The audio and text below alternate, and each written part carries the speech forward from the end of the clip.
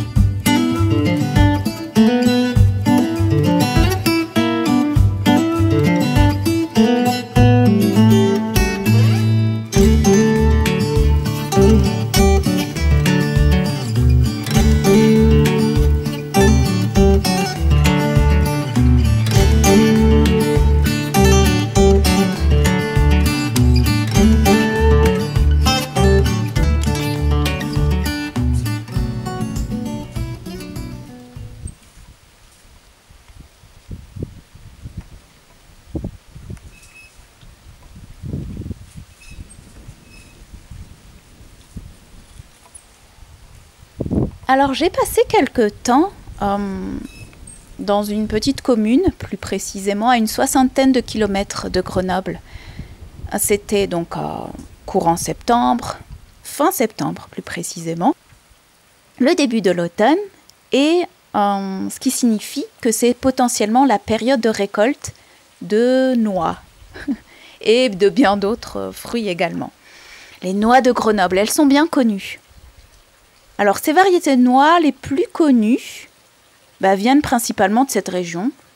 En particulier, je ne le savais pas, mais c'était au pied du massif du Vercors, avec, je suppose, les conditions climatiques et les savoir-faire correspondants. Je vais vous passer toutes les vertus et les bienfaits que ces fruits à coque pour la santé apportent, à condition que leur culture ne soit pas totalement entravée par l'utilisation d'herbicides à outrance. Alors, il n'y a pas que les noix dans la vie, il y a aussi tout ce qui se passe autour, les modes de vie, les travaux du quotidien qui accompagnent certains modes de vie. Donc, me voilà prête, enfin, pour les travaux quotidiens autour du potager et puis des besoins quotidiens du lieu selon cette saison en début d'automne, que je partage avec vous cette fois-ci. Alors, je vais commencer par ramasser les premières noix. Il y a quelques noyers ici et un noisetier, ce qui rend la tâche beaucoup plus accessible toute seule. Bien évidemment, ce n'est pas du tout une culture intensive.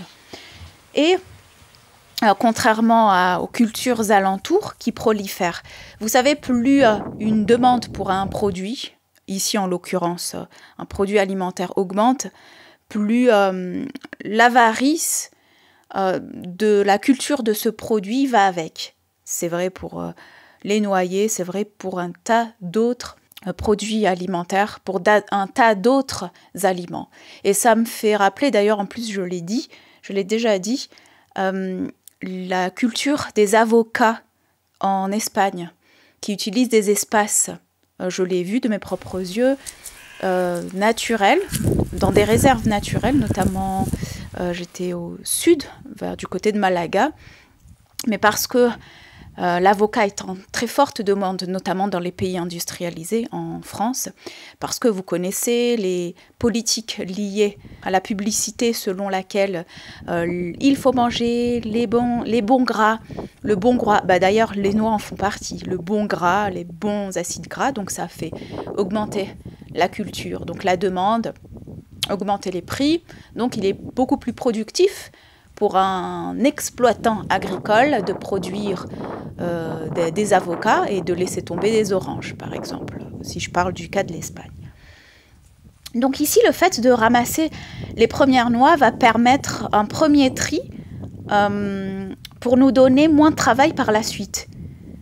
Ainsi, les noix véreuses du début ne se mélangeront pas avec les bonnes noix.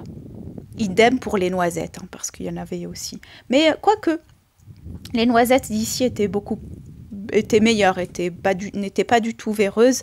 Donc les noisettes étaient déjà bonnes. Par contre, les noix, il fallait quand même faire un premier tri.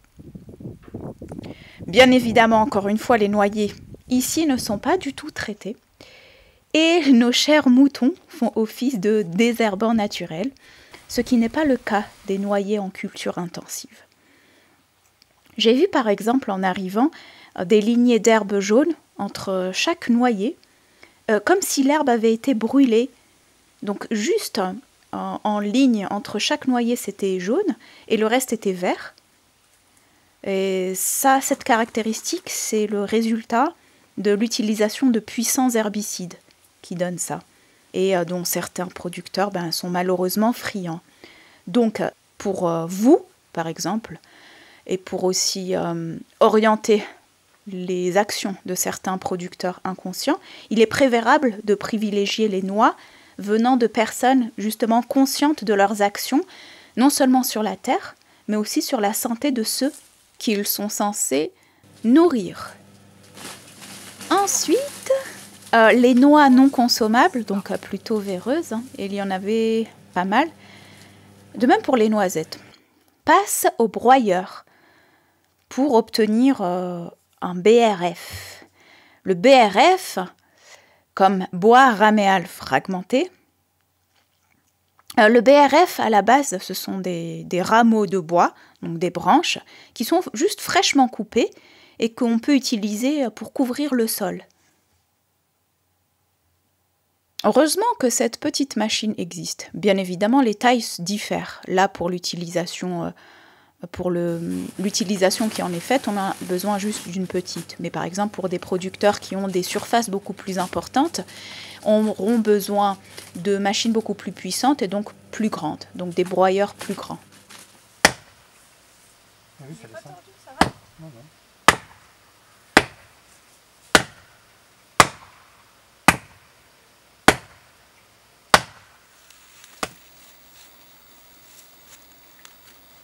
En parlant de couverture, ici, il y a différents moyens qui sont utilisés en fonction de ce que nous offre l'environnement, le lieu, la saison.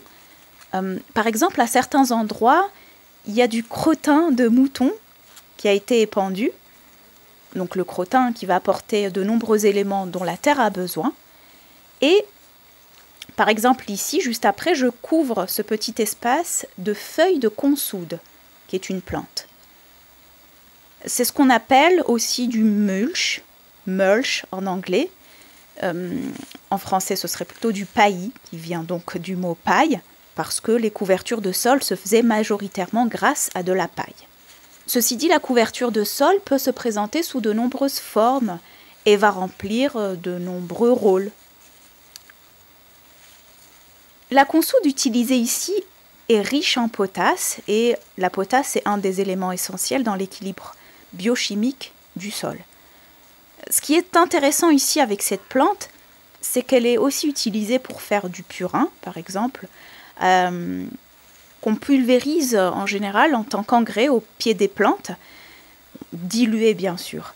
Et elle peut aussi être un répulsif pour certains insectes. Je trouve moins par exemple de consoude lorsque je suis dans certains espaces, mais par exemple je peux utiliser du purin d'ortie, puisque l'ortie est un peu plus accessible en fonction du lieu où nous nous trouvons que la consoude. Et ce n'est pas tout, parce que avec la consoude, c'est aussi une plante médicinale, donc avec des propriétés bénéfiques pour notre santé.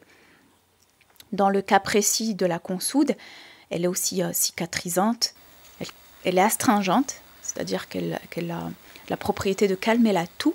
Elle est rafraîchissante, adoucissante, entre autres.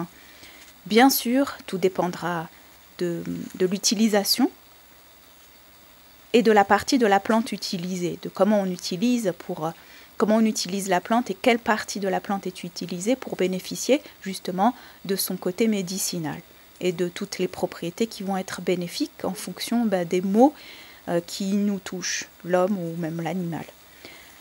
Ici, donc dans le cas de la consoude, c'est en général la racine fraîche qui est utilisée.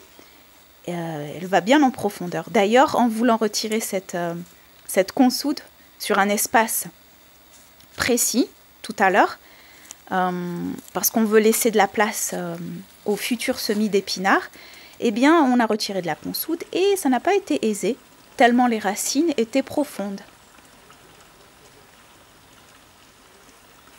C'est fascinant comme à chaque fois les plantes, toutes les plantes lorsqu'on les connaît renferment des vertus, des propriétés aussi diverses et variées. Et lorsqu'on commence à s'intéresser à cela et qu'on l'applique, des possibilités aussi grandes s'ouvrent et on se rend compte de la grandeur des connaissances qui se trouvent dans la nature, des informations qui se trouvent dans la nature, d'où nous pouvons disposer et qui sont là à des endroits précis, pour des raisons précises.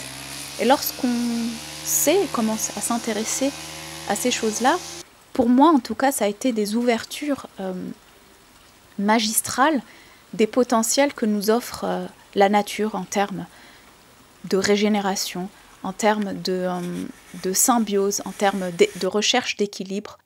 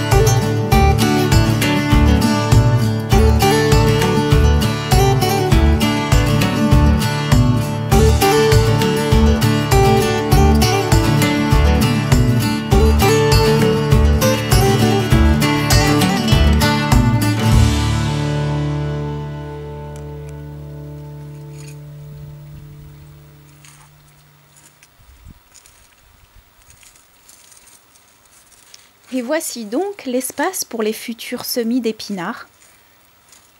Donc tout à l'heure, il y a quelques temps, il y avait un peu de consoude sur les côtés.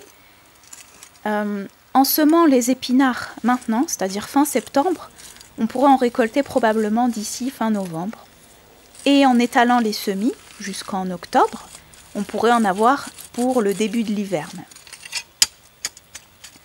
Ici, je vais aérer le sol grâce à la grelinette, sans bien sûr le retourner. Bien évidemment, j'ai malheureusement pas mal dérangé des êtres, de petits êtres, dont certains sont remontés à la surface pour voir ce qui se passait. Pour eux, c'était comme un tremblement de terre.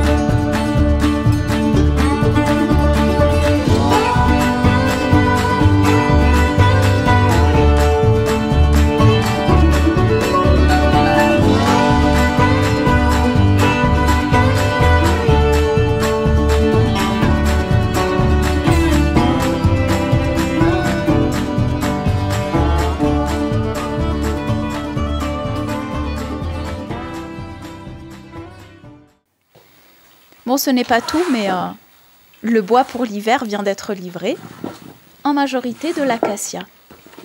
C'est vrai quand ça sera à cette hauteur-là. Il nous faudra donc bien le ranger soigneusement, et c'est ce qui a été effectué en moins d'une journée.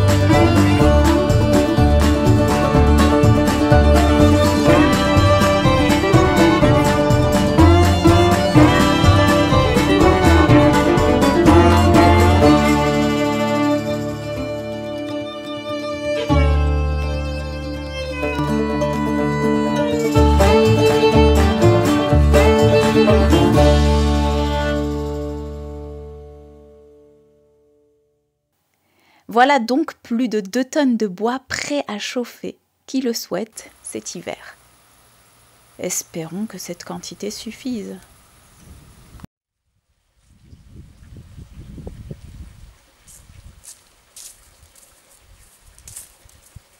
Et voilà donc pour moi le premier partage que je fais à travers ces vidéos. Et j'espère qu'il y en aura d'autres parce que j'ai tellement de choses à raconter et de possibilités à échanger avec vous. Comme d'habitude, je repars pleine d'entrain vers d'autres lieux, d'autres rencontres, d'autres expériences, d'autres échanges et connexions.